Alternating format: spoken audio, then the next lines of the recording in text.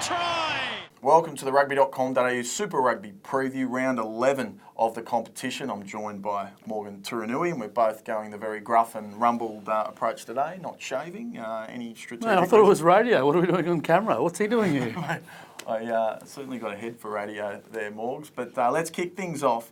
A huge weekend for Super Rugby, of course. We've got the Reds taking on the Crusaders. And for mine, looking back at the history of these two sides, the Reds seem to go all right there in Christchurch, but very different teams this year. The Reds, of course, are at the bottom of the competition. Crusaders are travelling pretty well, but they've found some form of late, the Reds. I rate them as a bit of an underdog. I think they'll go close, but how do you see the game today? Look, you call them an underdog. They deserve to be an underdog. They're on 12 points.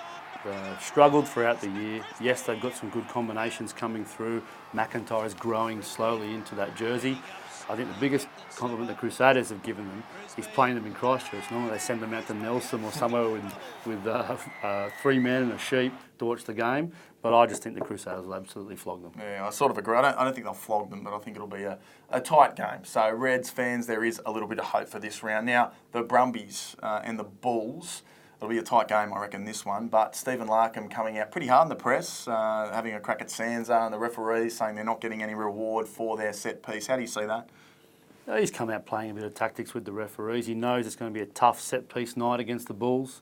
They've been training in Sydney all week. They're going down late. They're just going to try and be physical and do well at set-piece and just hold on as long as possible and maybe come away with the result at the end. I think the fact that Tamua's out hurts the Brumbies' attack globally.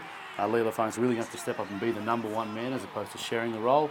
Guys like Coleman and Wong with more game time, it's a great opportunity for them. Of course, Stephen Moore back for the Brumbies, moving to the next game, the Western Force, playing the Sunwolves.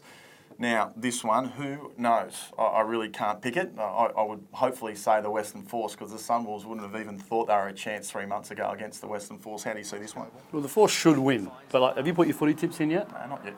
So I went to put mine in today, and I went just automatically, the Sunwolves are playing someone, just tip it, and I went, oh, it's the Force, and I hesitated. Now, that's a bad thing when you're playing the Sunwolves. I did tip the Force, they should win, but gee, I'm worried. You're a pretty poor tipper, so that's probably not a bad thing. But you're tipping, you tip the Force though, yeah? You're on board? I tipped the Force, right, yeah. Okay, but who are you tipping this one? Waratahs Cheetahs. I think it's Ladies' Day, of course, just Mother's Day being around the corner for the Waratahs. Couple of changes. One noticeable one is Tafu Pilotu now coming back into the starting side, but all the noise being around 12 and 13 and not wearing sky blue but more wallaby gold. How do you think that combination is going to fare come test time? And really, if this is going to be a centre combination that's going to do well, it has to perform against the Cheetahs. Yeah, I'm not expecting to see that combination in wallaby gold. Israel Folau is the best 15 in the world. Put the 15 jersey on his back and let him go out there and show us why. Kurtley Beale probably deserves a chance in that 12 jersey in gold. Playing with Folau will help their combinations, but I just don't think that's the best way of using their talents.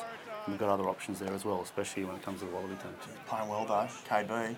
Well, he's a good footballer. You play him at 10, 12, on the wing, 15 off the bench. He doesn't want to hear off the bench. He probably deserves a starting shot, probably the first starting shot, and 12 is probably the go.